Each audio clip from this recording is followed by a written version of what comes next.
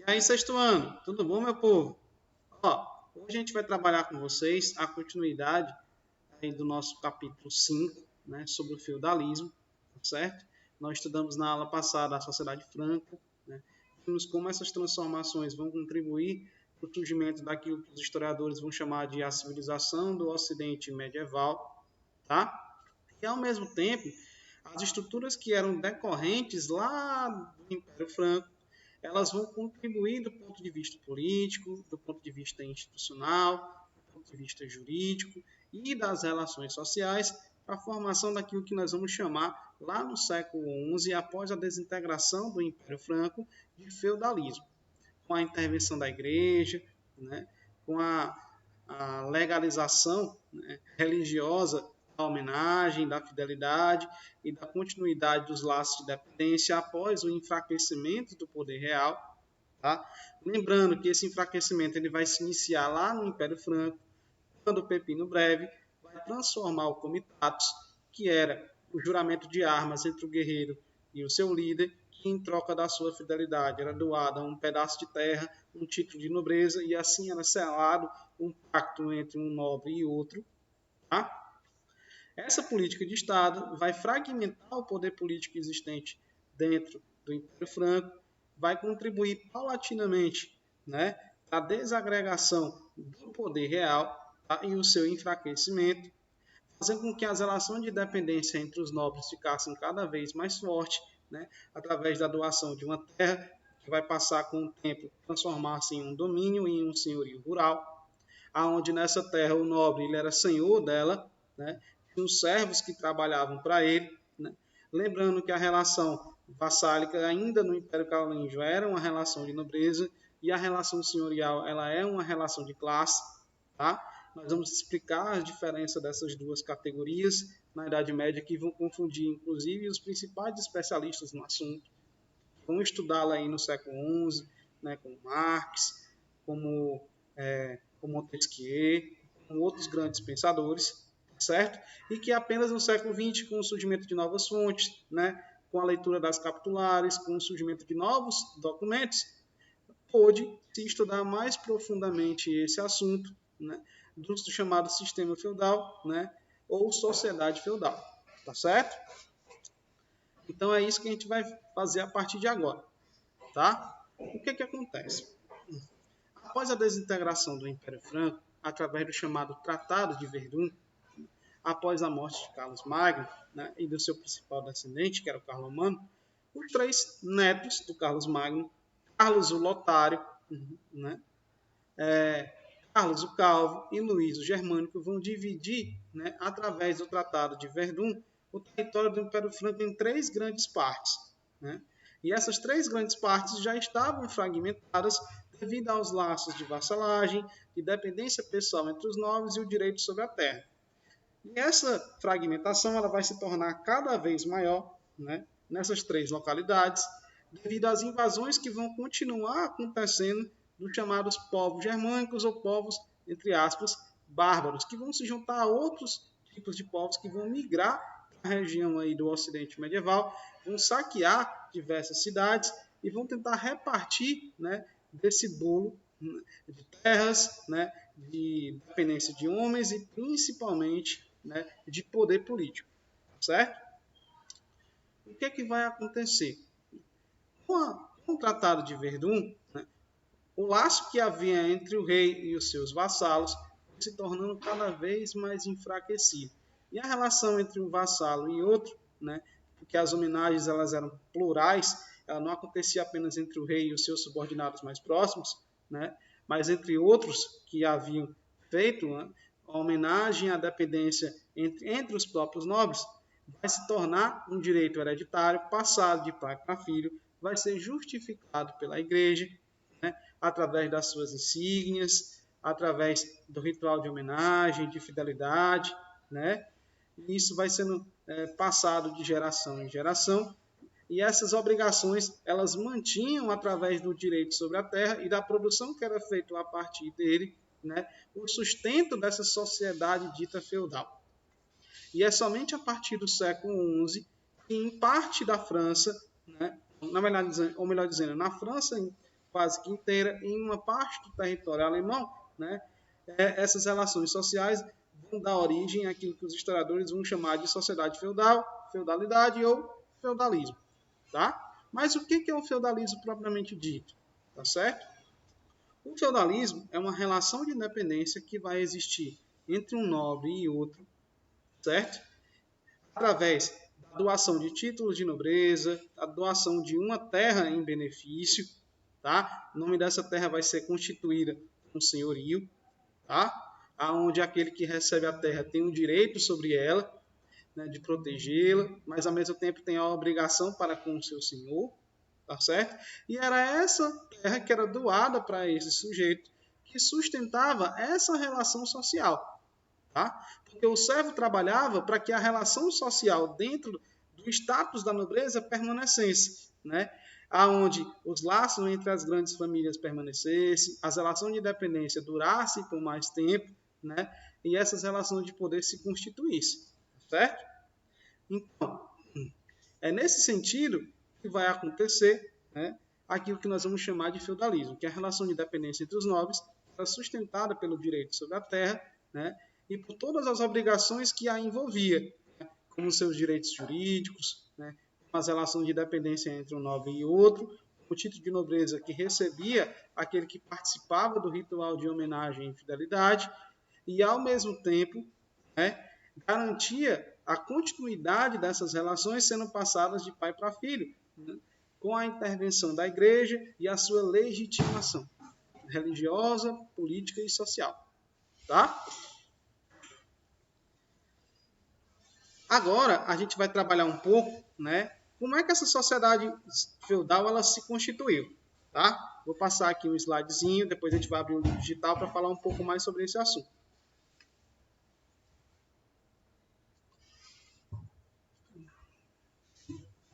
Lá no século XI, certo? Um bispo muito famoso, né, da cidade de Laon, que hoje é a cidade de Lyon, na França, né, o bispo Aldebaran, ele vai estudar a formação dessa sociedade, né, e vai investigar que ela vai se dividir em 3 ordens, né, ou em 3 estamentos. Havia aqueles que oram, que era o clero, né, havia aqueles que batalham, que era da onde inclusive o clero vinha, que era a nobreza, que era a classe proprietária, né, a classe que mantinha as relações feudais, sejam elas de produção agrícola no senhorio, ou seja, de relações sociais de dependência, tá?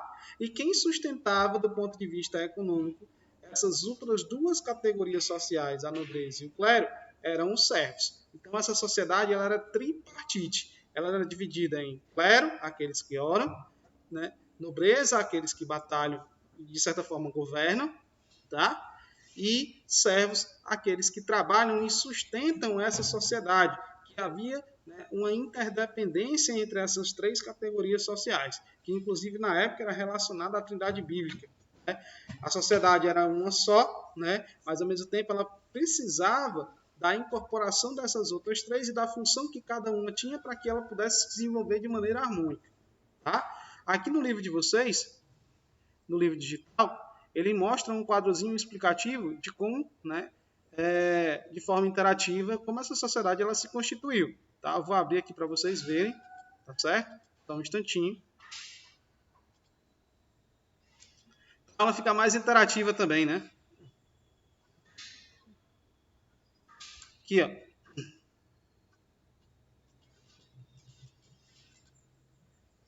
A sociedade feudal ela era dividida em ordens.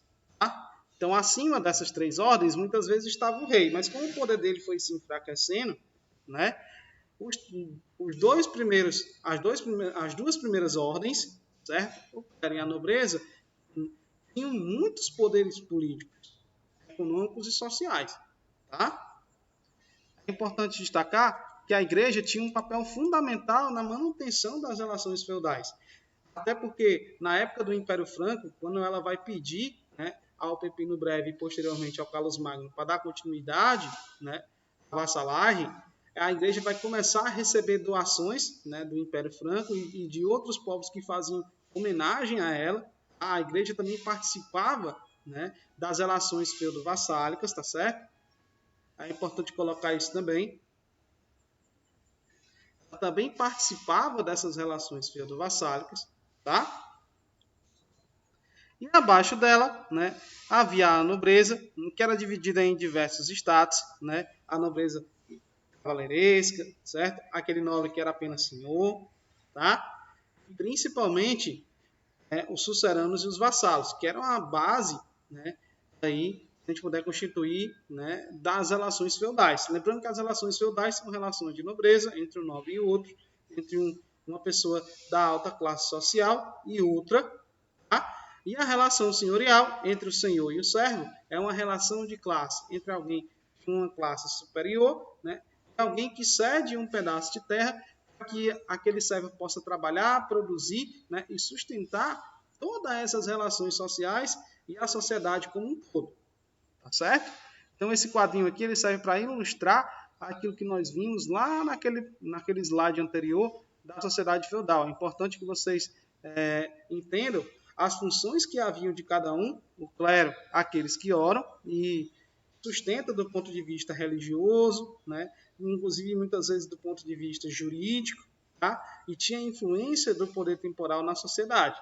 Certo? A igreja era a maior autoridade jurídica e política e religiosa de toda a Europa, tá? Toda a Europa ocidental, que ia desde o Império Bizantino até a constituição aí de muitos reinos que vão passar a ser convertidos pelo cristianismo a partir da desintegração do Império Franco, tá certo?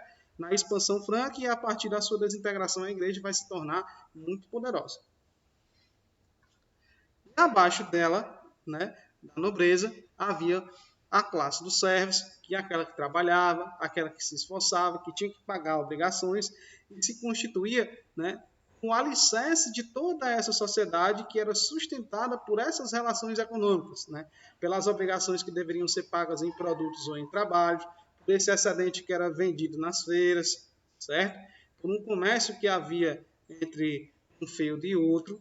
E o feudo, né, a gente vai ver que a partir de agora ele não é apenas um pedaço de terra, ele é o título de nobreza que a pessoa recebe, ela é a relação jurídica que está envolvida nessa relação de dependência, né? Ela é a intervenção da igreja que vai justificar esses laços de dependência e, ao mesmo tempo, né, a doação que a terra vai ter como fonte para sustentar tudo isso.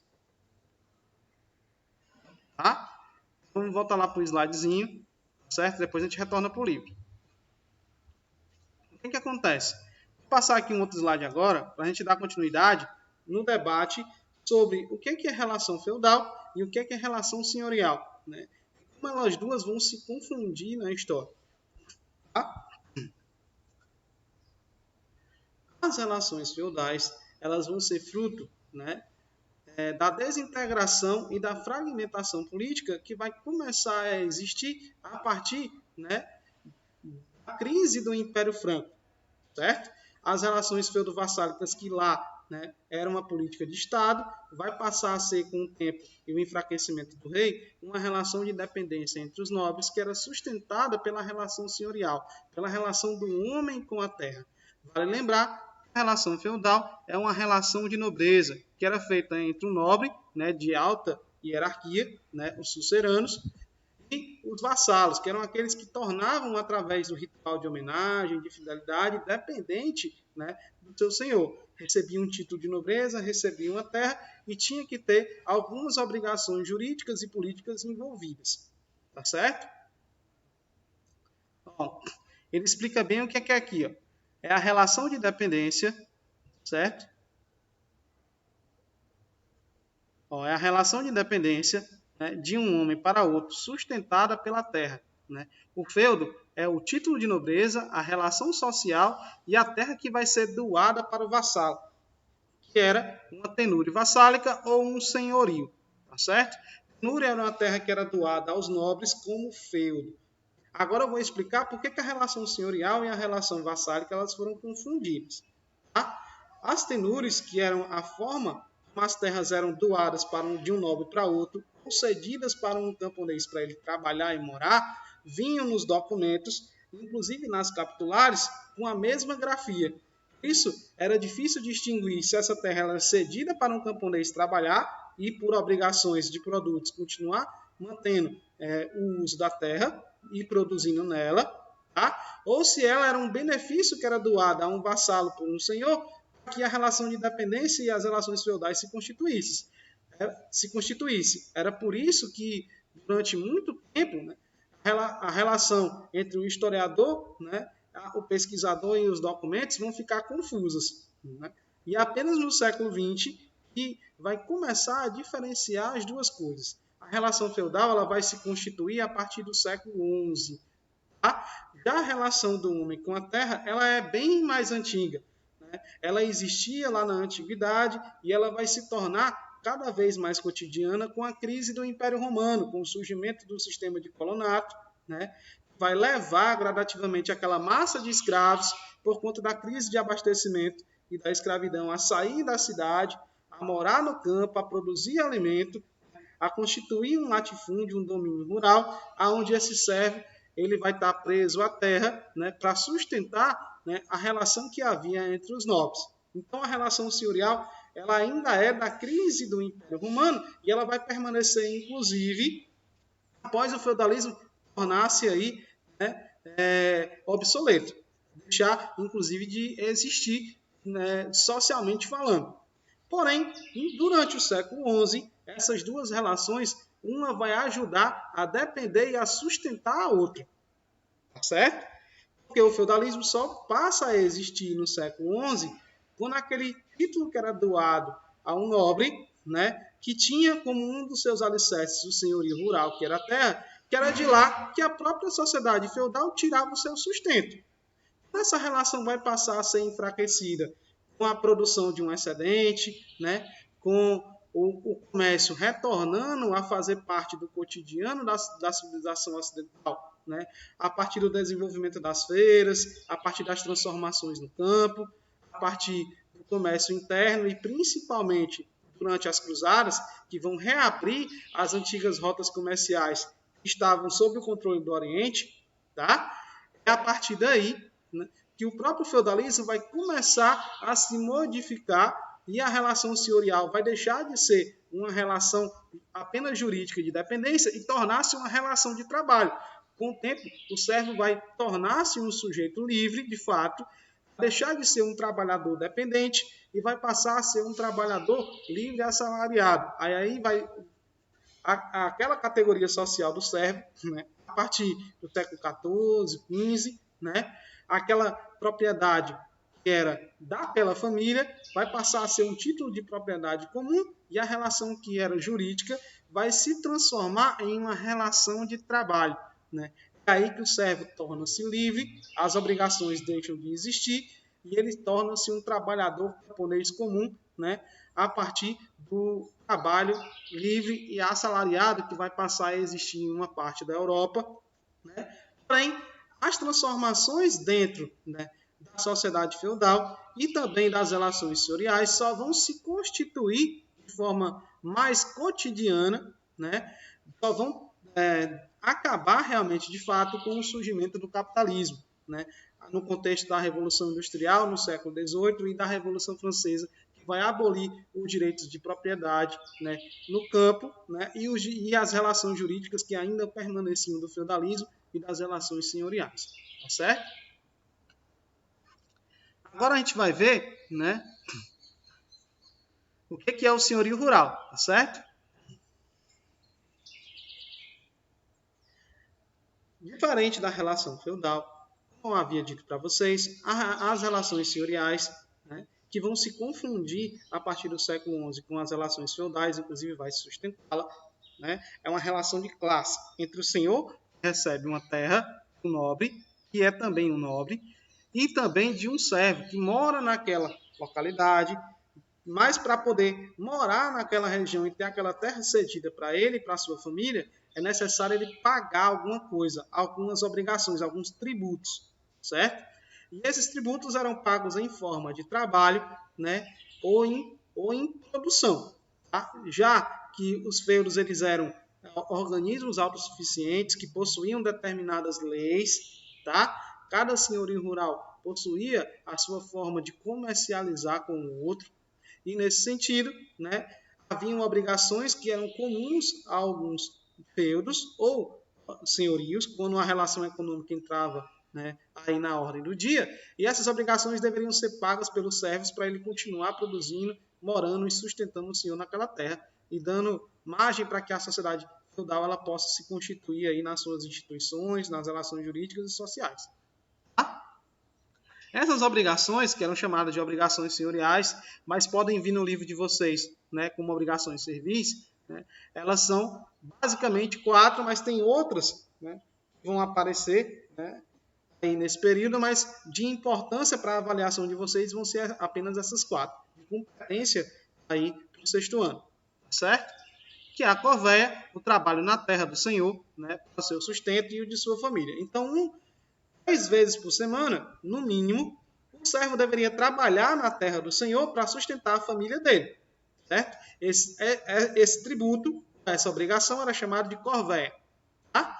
E junto com ela havia a talha, que era a outra obrigação, né, se a gente puder dizer assim, o outro tributo, o outro imposto. Não era imposto porque não era pago em moeda, propriamente dito, certo?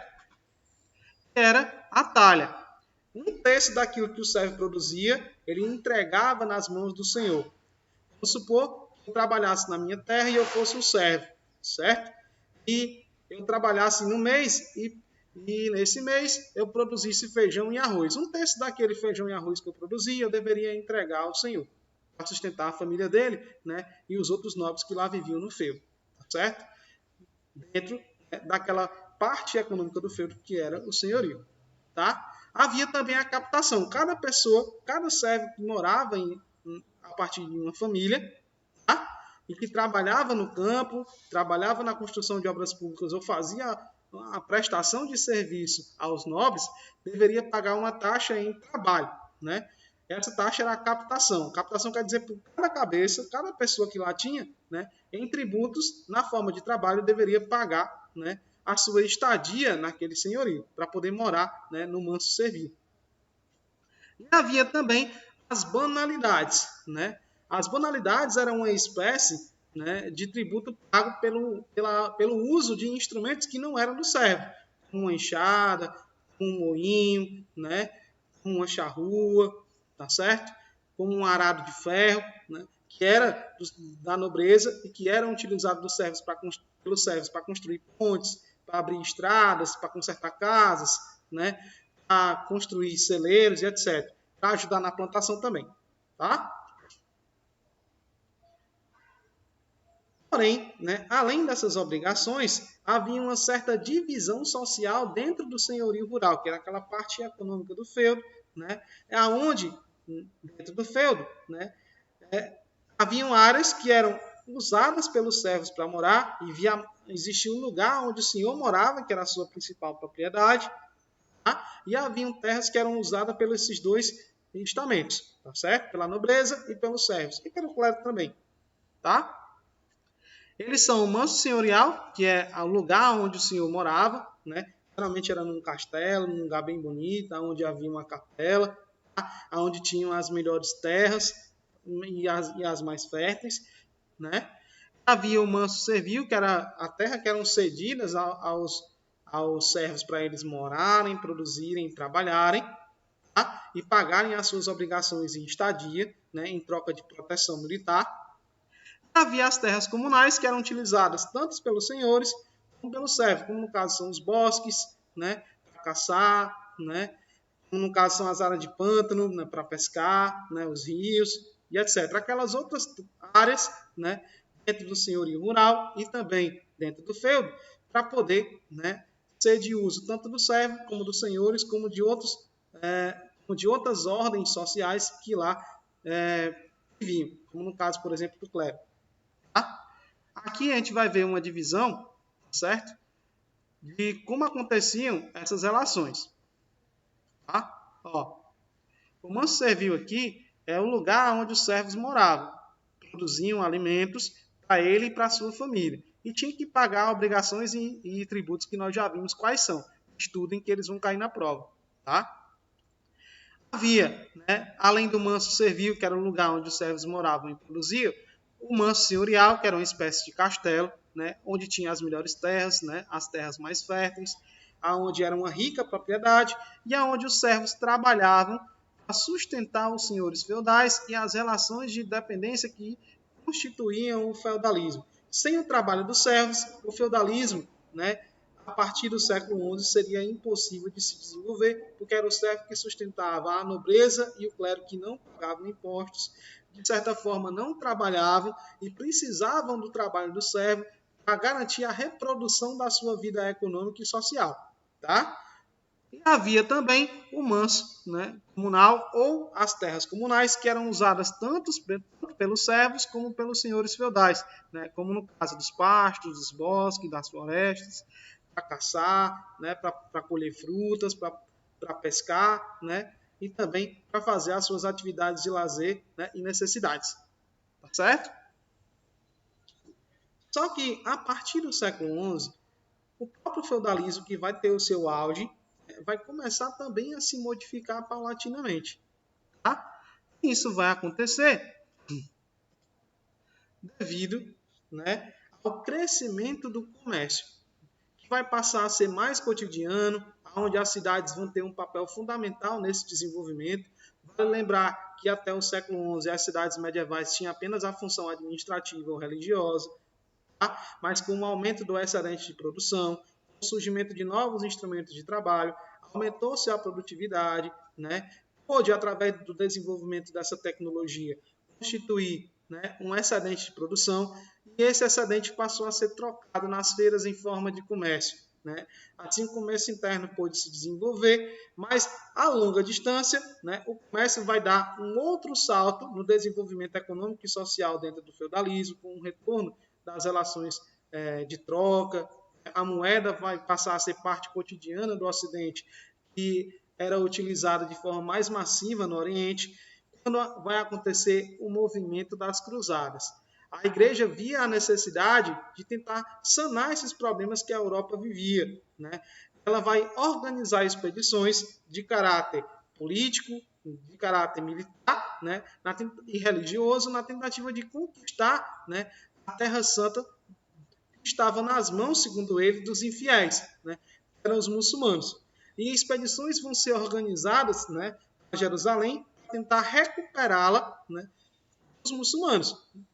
E as cruzadas vão ter 4 objetivos específicos. Tá? O religioso, na tentativa de reconquistar os lugares sagrados do cristianismo.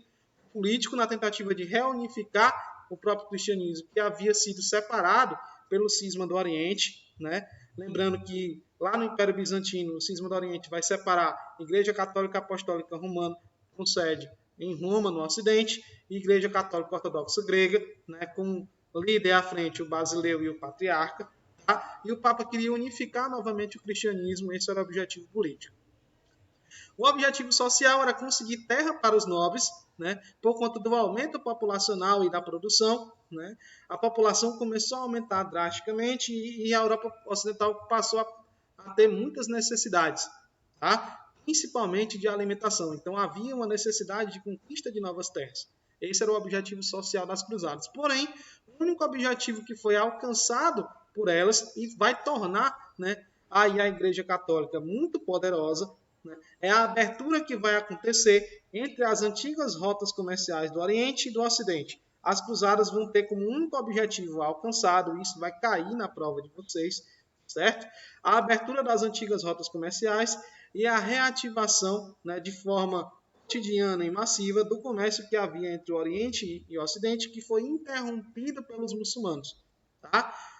As rotas comerciais vão sendo abertas pelos cruzados e vão surgir as chamadas ligas de comércio, né? A Liga Hanseática, a Liga Teutônica, a Liga de Flandres, que vão contribuir aí para o surgimento de feiras internacionais, de associações de artesãos, que eram chamadas as corporações de ofício, né? As organizações que vão dar origem à associação de comerciantes, que são as guildas. Tá? E esse foi o único objetivo que foi, de fato, alcançado pelas cruzadas, né, como objetivo econômico, a abertura das antigas rotas comerciais e a reativação do comércio em todo o Ocidente medieval. Tá? Gente, espero que vocês tenham curtido a nossa aula de hoje. Tá? Vejam a Agenda Edu, porque lá vai estar, né, as atividades para vocês em 1AC. Fiquem com Deus, né? Até a próxima.